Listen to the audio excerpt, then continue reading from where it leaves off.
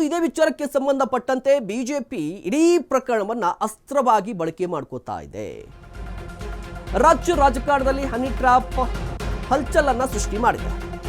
Honey trap ಪ್ರಕರಣವನ್ನೇ ಅಸ್ತ್ರ ಮಾಡಿಕೊಂಡಿದೆ ಕೇಸರಿ ಪಡೆ. ದೂರ್ ಕೊಡ್ತೀನಿ ಎಂದಿದ್ದಂತ ರಾಜಣ್ಣ ಈಗ ಫುಲ್ ಸೈಲೆಂಟ್ ಆಗಿದ್ದಾರೆ. ಇದು ಬಿಜೆಪಿಗೆ ಅಸ್ತ್ರ ಆಗುತ್ತೆ. ಕಂಪ್ಲೇಂಟ್ ಕೊಡೋ ಬದಲು ಮನವಿಯನ್ನ ಕೊಟ್ಟಿದ್ದಾರೆ ಸಚಿವರು. ಈ ಹಿನ್ನೆಲೆಯಲ್ಲಿ ಬಿಜೆಪಿ ನಿಯೋಗದಿಂದಲೇ ದೂರು ನೀಡುವ ಸಾಧ್ಯತೆ ಇದೆ. ಹನಿ ಟ್ರ್ಯಾಪ್ ಈಗ ಕಾಂಗ್ರೆಸ್ಗೆ ಮುಜುಗರ, ಬಿಜೆಪಿಗೆ ಅಸ್ತ್ರ. ಒಂದು ಕಡೆ ದೂರು ಕೊಡ್ತೀನಿ ಎಂದಿದ್ದಂತ ರಾಜಣ್ಣ ಸೈಲೆಂಟ್ ಆಗಿ ಮನವಿ ಮಾಡಿದ್ರು. ಹಾಗಾದ್ರೆ ದೂರು ಕೊಡೋದು ಯಾರು ಅಂತ ಹೇಳಿದ್ರೆ ಬಿಜೆಪಿ ದೂರು ಕೊಡುತ್ತೆ. ಬಿಜೆಪಿಯ ನಾಯಕರು ಈ ಹನಿ ಟ್ರ್ಯಾಪ್ ಪ್ರಕರಣಕ್ಕೆ ಸಂಬಂಧಪಟ್ಟಂತೆ ಕಂಪ್ಲೇಂಟ್ ಕೊಡಲಿಕ್ಕೆ ಮುಂದಾಗಬಹುದು. ಆ ಸಾಧ್ಯತೆ ಕೂಡ ಇದೆ. ಯಾಕೆ ಅಂತ ನೋಡೋದಾದ್ರೆ ಮುಖ್ಯವಾಗಿ ಈ ಪ್ರಕರಣದ ತನಿಖೆ ನಡೆದ್ರೆ ಕಾಂಗ್ರೆಸ್ ಪಕ್ಷಕ್ಕೆ ಮುಜುಗರ ಆಗುತ್ತೆ ಅನ್ನುವ ಲೆಕ್ಕಾಚಾರ, ಅಂದಾಜು, ಮಾತುಕತೆ ಎಲ್ಲವೂ ಕೂಡ ನಡೀತಾ ಇದೆ. ಹೀಗಾಗಿ ಇಂತಹ ಪರಿಸ್ಥಿತಿಯನ್ನ ಬಿಜೆಪಿ ಎನ್ಕ್ಯಾಶ್ ಮಾಡ್ಕೋಬೇಕು ಅಂತ ಹೇಳಿ ಸ್ವತಃ ದೂರನ್ನು ಕೊಡಲಿಕ್ಕೆ ಬಿಜೆಪಿ ಮುಂದಾಗ್ತಾ ಇದೆ. ದೂರು ಕೊಟ್ಟ ಬಳಿಕ ಯಾವ ರೀತಿ ತನಿಖೆ ನಡೆಯುತ್ತೆ ಅನ್ನೋದು ಕೂಡ ಕುತೂಹಲ ಇದೆ.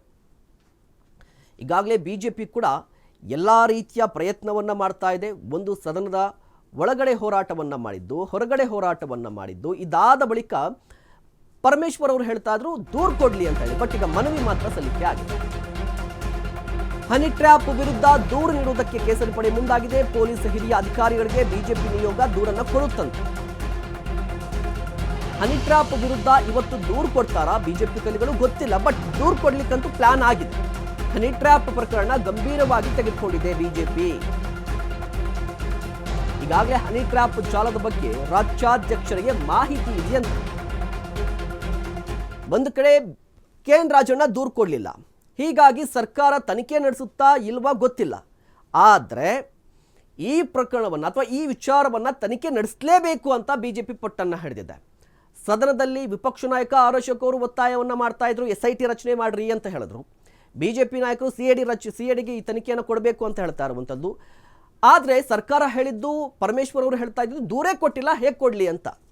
ಈಗ ದೂರು ಕೊಡ್ತಾರಾ ಅಂತ ಹೇಳಿದ್ರೆ ರಾಜಣ್ಣ ದೂರು ಕೊಟ್ಟಿಲ್ಲ, ಮನವಿಯನ್ನು ಮಾತ್ರ ಮಾಡ್ಕೊಂಡಿದ್ದಾರೆ. ಈಗ ದೂರು ಕೊಡಲಿಕ್ಕೆ ಬಿಜೆಪಿ ಮುಂದಾಗಿದೆ. ಆ ಮೂಲಕ ಮತ್ತೊಂದು ರೀತಿಯ ಹೋರಾಟಕ್ಕೆ ಮುಂದಾಗಿರುವಂಥದ್ದು, ಕಾನೂನಾತ್ಮಕ ಹೋರಾಟವನ್ನು. ಸರ್ಕಾರವನ್ನು ಶತಾಯಗತಾಯ ಹನಿ ಟ್ರ್ಯಾಪ್ ಪ್ರಕರಣದಲ್ಲಿ ಸಿಲುಕಿಸಲೇಬೇಕು, ಮುಜುಗರವನ್ನು ಉಂಟು ಮಾಡಲೇಬೇಕು ಅಂತ ಹೇಳಿ ಬಿಜೆಪಿ ಕೂಡ ಪ್ಲಾನ್ ಮಾಡ್ಕೊಂಡಿರುವಂಥದ್ದು. ಕಾದು ನೋಡಬೇಕಾಗಿರುವಂಥದ್ದು ಈ ಎಲ್ಲ ಬೆಳವಣಿಗೆ ಎಲ್ಲಿಗೋಗಿ ನಿಲ್ಲುತ್ತೆ. ಬಿಜೆಪಿ ಕಂಪ್ಲೇಂಟ್ ಮಾಡುತ್ತಾ, ಕಂಪ್ಲೇಂಟ್ ಆದ ಬಳಿಕ ಸರ್ಕಾರ ಏನು ತೀರ್ಮಾನ ತೆಗೆದುಕೊಳ್ಳುತ್ತೆ ಅಂತ.